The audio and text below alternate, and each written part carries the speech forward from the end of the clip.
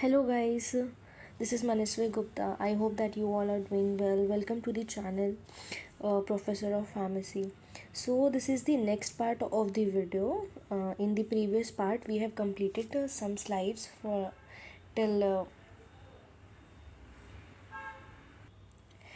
basic life processes, and let's give a quick review. So I have completed what is anatomy and what is physiology. You all know anatomy is the study of structure, body structure and the organizations of body parts, different body parts हमारे कैसे organise है, उनका क्या क्या structure. And physiology, जो भी हमारे body parts होते हैं, जो भी ऑर्गन्स होते हैं, बोन्स होती हैं, टिश्यूज़ होते हैं, उनका काम क्या होता है, वो हमारी फिजियोलॉजी में आता है। Now coming to the next part, this is the scope. So scope के बारे में understanding human body structure, exploring body function and all these all are completely and elaborately explained in the previous video. You should go and watch that for the detailed understanding. Now levels of structural organization: chemical level, cellular level, now tissue level, organ level, system level. These are the levels that we have completed already. Basic life processes, so we have also completed this part. So metabolism, you all know what is metabolism. Chemical reactions, different reactions that occur in our body is metabolism. Responsiveness, ability to detect and respond to change. So basically अगर हमें कुछ भी गर्म लग रहा है, कुछ भी ठंडा लग रहा है, सो हमें पता होना चाहिए कि अपने हाथ को या अपने उस बॉडी पार्ट को उस हॉट एरिया से हटाना है। तो इसको एबिलिटी टू रिस्पॉन्स और डिटेक्ट की वो which is harmful for our body and which is fruitful for our body. Now movement, both internal and external movement. Internal movement means the movement of the organs, the body systems, and external means the physical movement, hand system, hand movement, eye movement, tongue, and different body part movement. Growth, increase in the body size, different physical appearance changes is growth. Now differentiation, specialization of cell, you all know. Reproduction, formation of new cell. So this is also completed in previous video. Now coming to homeostasis. So from this we have to start thoroughly. What is homeostasis? So basically homeostasis is the ability of the body to maintain a stable internal environment despite changes in the external environment. हमारी body में हर moment पे कोई ना कोई changes होते रहते हैं, internally और एक्सटर्नली भी। होम्योस्टेसिस क्या होता है? हमारी बॉडी में जो इंटरनल इन्वायरमेंट है वो एक्सटर्नल इन्वायरमेंट के साथ बैलेंस रहे, सो दैट हमारी जो बॉडी फंक्शनिंग है वो मेंटेन रहे। That is what homeostasis is. So body की ऐसी एबिलिटी जो हमारे इंटरनल इन्वायरमेंट के चेंज के बावजूद भी, एक्सटर्नल इन्वायरमेंट के चेंज के बावजूद भी इंटरनल इन्वायरमेंट को मेंटेन करके रखे, उसी को होम्योस्टेसिस कहते हैं। तो ये सब चीज़ें होती कैसे? किसी भी रिसेप्टार की हेल्प से। For example with the help of receptor detect changes in the environment. अब टेम्परेचर में चेंज हो रहा है तो हमारी बॉडी की फंक्शनिंग उस हिसाब से होने लगती है। कोई भी सेंसेस हमारी स्किन में होते हैं तो सडनली हमको पता चल जाता है, तो through sensory organs of course, and different changes in our body which happen because of the external environment. So उस एक्सटर्नल इन्वायरमेंट की होने वाले चेंजेस को बचाने के लिए या उसको मेंटेन करने के लिए ही होम्योस्टेसिस काम आता है। फॉर एग्ज़ाम्पल बॉडी में जो टेम्परेचर रेगुलेशन होता है, जिसको हम लोग थर्मो रेगुलेशन करते हैं, तो क्या होता है? If the body is very hot, sweat gland produce sweat to cool down. Everybody's know, अगर हमें बहुत ज़्यादा गर्मी लगती है तो बॉडी में से स्वेट ग्लैंड जो होते हैं वो हमारे स्वेट को पास कर देते हैं। तो उससे क्या होता है? बॉडी का जो टेम्परेचर होता है वो कम होने लगता है। ठीक है, तो हमको ज़्यादा बॉडी का इंटरनल इन्वायरमेंट ज़्यादा ख़राब नहीं होता है। नाउ ब्लड शुगर रेगुलेशन, जो हमारी पैनक्रियाज होती है वो रिलीज़ करती है इंसुलिन को।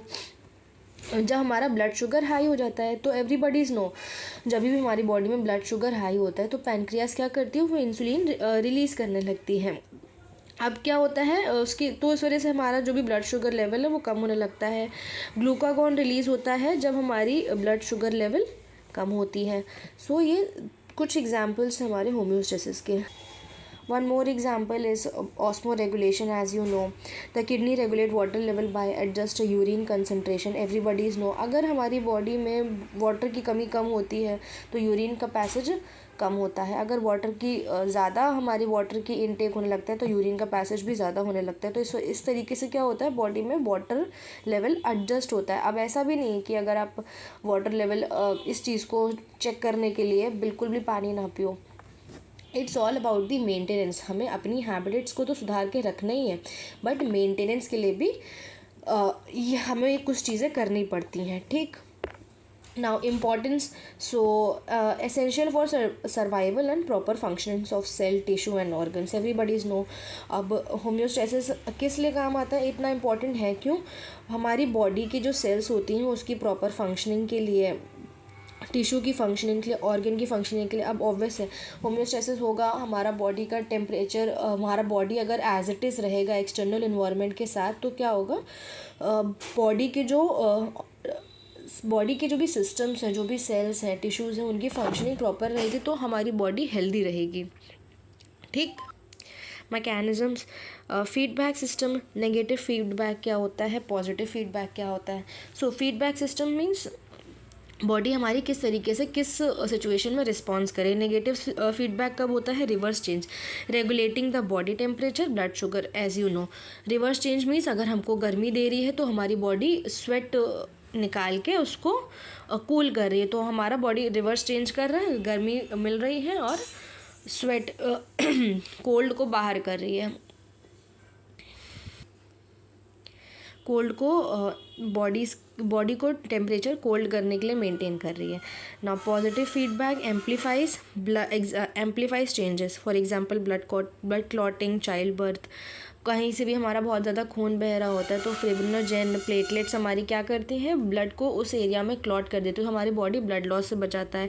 चाइल्ड का बर्थ भी होता है, ये भी एक तरीके का होम्योस्टेसिस ही है, बॉडी के लिए बहुत ज़रूरी होता है. Examples I have already told you. Maintaining body temperature, thermo regulation, balancing blood pressure, oxygen, glucose level. So these are some of the examples. Take. Now in essence, homeostasis ensure the body operates with a narrow optimal range critical for health and life.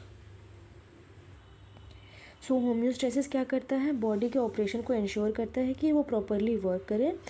Optimal range, एक minimal जो range होती है हमारी body की healthy रखने की capacity, जो range होती है उसके साथ मेंटेन करें, जो कि बहुत ज़रूरी है हमारी हेल्थ और लाइफ को अच्छा रखने के लिए. अब होम्योस्टेसिस अगर इम्बैलेंस होगा तो क्या होगा, कई सारी diseases like blood sugar level हमारा बिगड़ सकता है और हमारा डिहाइड्रेशन हो सकता है, हार्ट स्ट्रोक आ सकता है. ऑब्वियस है, जब हमारा पैनक्रियास प्रॉपरली इंसुलिन नहीं करेगा, सिक्रीट करेगा या मेंटेन करेगा, तो क्या होगा, डायबिटीज़ हो जाती है.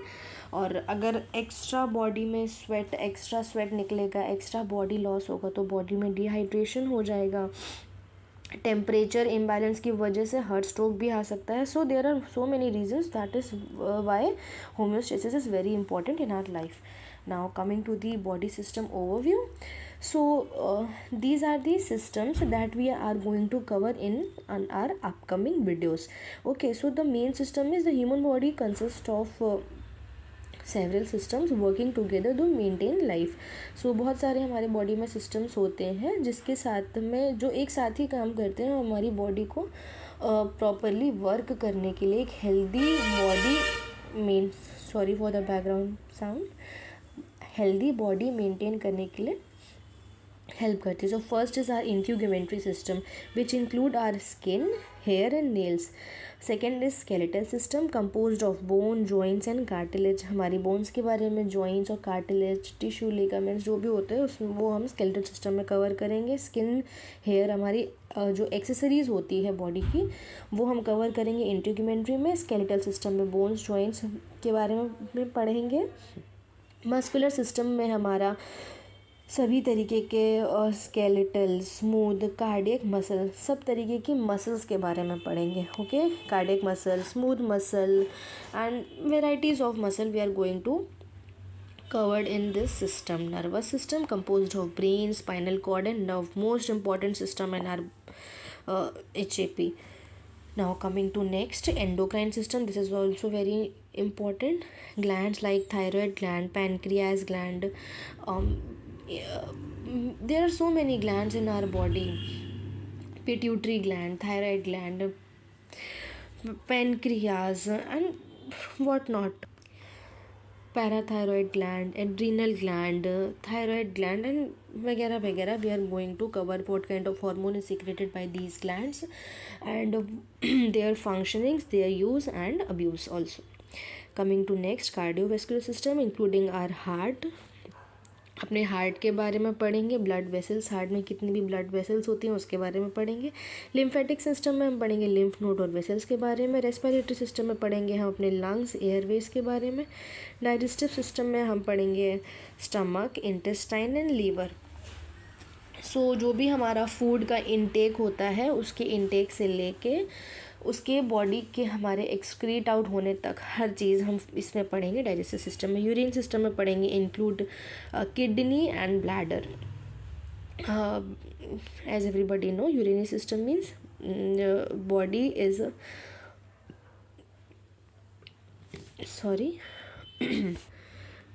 body water level is maintained by the kidney and bladder. Now coming to next, reproductive system which is male and female reproductive organs. So इन सभी systems में जो भी हमारे इसके इम्पोर्टेंस है, जो भी इसकी हमारी मेजॉरिटी है उसके बारे में पढ़ेंगे. उसके बारे में डिटेल में पढ़ेंगे अपकमिंग वीडियोस में, क्योंकि हमारे जो HAP में है ये सारे सिस्टम्स का कंप्लीट डिटेल बात करी गई है. तो हमको पता चलेगा इन सभी सिस्टम्स की एनाटॉमी एंड फिजियोलॉजी के बारे में. ओके, सो ये हमारे कुछ सिस्टम्स होते हैं, इनके बारे में आप अच्छे से जान लो और इनके नाम से याद कर लो. Okay, now coming to some anatomical terminology. So anatomical terminology होता क्या है? It provides a standardised language to describe the location, position of the body structure, ensuring clear communication in health care and science. So अब medical level को एक standard maintain करने के लिए हम एक पर्टिकुलर टर्म्स यूज़ करते हैं जो कि सिर्फ जो नॉलेजेबल पर्सन्स होते हैं, मेडिकल स्टूडेंट्स, सिर्फ उनको पता होता है. So that is what analytical and anatomical terminology is for. अब ये क्या करता है? बॉडी में पोजीशन, उसका स्ट्रक्चर को लोकेट करने में हेल्प करता है और हेल्थ केयर और साइंस के स्टूडेंट्स के बीच में, स्टूडेंट्स या उनके वर्कर्स या जो भी इस फील्ड में है उनके बीच में क्लियर कम्युनिकेशन मेंटेन करता है. अब उसमें से कुछ टर्म्स कौन से हैं वो आप पहले जान लीजिए. So first is directional term. कौन सी डायरेक्शन में किस पोजीशन पे लोकेट है उसके बारे में. For example, if there word superior is given anywhere, so superior means above, ऊपर की तरफ. head is superior to the chest, head जो है हमारा चेस्ट के ऊपर है. inferior means below, नीचे की तरफ. means feet are inferior to the knees, feet जो हमारे होते हैं वो नीज के नीचे की तरफ होते हैं. anterior ventral means front, okay, सामने की तरफ. chest जो है हमारी स्पाइन के सामने means आगे है. posterior dorsal means back, spine is posterior to the heart, पीछे की तरफ है. medial means towards the midline, means mid lines के बीच में, मिड लाइन्स पे ही एक्चुअली, नॉट इन बीच में but in mid line. So nose is medial to the eyes, lateral away from the mid line means arms are lateral to the chest. ठीक, तो जो हमारे lateral means mid line से दूर की तरफ, बाहर की तरफ, तो आर्म्स जो हमारे होते हैं वो चेस्ट के बाहर की तरफ होते हैं. So these are some directional terms. Now coming to planes of the body. 3 types of planes: sagittal plane, transverse plane and frontal plane. Sagittal plane divides the body into left and right section, means if we divide the body in perpendicularly, so one portion is right side and one portion is left side. For example, a right hand, right feet, right shoulder, and left hand, left feet, left shoulder, and of course right kidney and left kidney. Not include only the body structure but also the organs like right kidney, left kidney, and heart is located slightly on the left side of the body. So these are some points like sagittal plane describe us. Now coming to the transverse plane, so it divide the body into upper and lower section, means it is will be parallel to the ground. If we divide the body into above and lower portion, then we will call it as transverse plane. Now coming to frontal plane, divides the body into front and back section. In front, our face is in the front and our head is at the back. So this is the frontal plane. Region of the body, axial region. Axial region means upper region, head, neck and trunk. Appendicular regions means lower region, limbs and their attachments. So in short, anatomical terminology allow precise description of body structure, position and movements in relation to one another. So जो anatomical हमारी terminology होती है वो हमको allow करती है एक precise description दे दी body का. अब हमको हर चीज़ बहुत ही डिटेल में नहीं, एक simple हमको word given होगा तो we will easily identify the location the structure and the position and also the movement in relation to the other.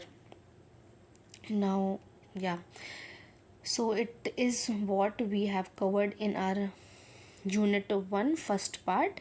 So anatomy, in conclusion I'll definitely say anatomy and physiology provide the foundation for the understanding the human body. Of course एक ऐसी foundation है anatomy और physiology जो कि हमारी पूरी human body को अच्छे से समझने की हेल्प करती है. स्ट्रक्चरल ऑर्गेनाइजेशन क्या होता है, हमारे बॉडी के फंक्शनैलिटी का की होता है. हमको हर चीज़ का स्ट्रक्चर उसका ऑर्गेनाइजेशन पता होगा, then we will able to identify the functions of that particular systems, organs and all. So mastery of basic concepts aids in the study of health and disease. So basic concepts, best line here is mastery of basic concepts aids in the study of health and disease. So इस चीज़ पे आप लोग बहुत ध्यान दीजिएगा कि अगर आप लोग ने अपना बेसिक, अपना कोर बहुत अच्छे से प्रिपेयर कर लिया, उसमें मास्टर हो गए, देन हेल्थ और डिसीजेस को पढ़ने में आपको कोई नहीं रोकता. उसको कैचअप करने में, उसके लिए उसको आंसर्स करने में everything will be very easy for you if you covered with the base. So make sure you have completed each and every slide properly. If you have any question, any query, do comment down.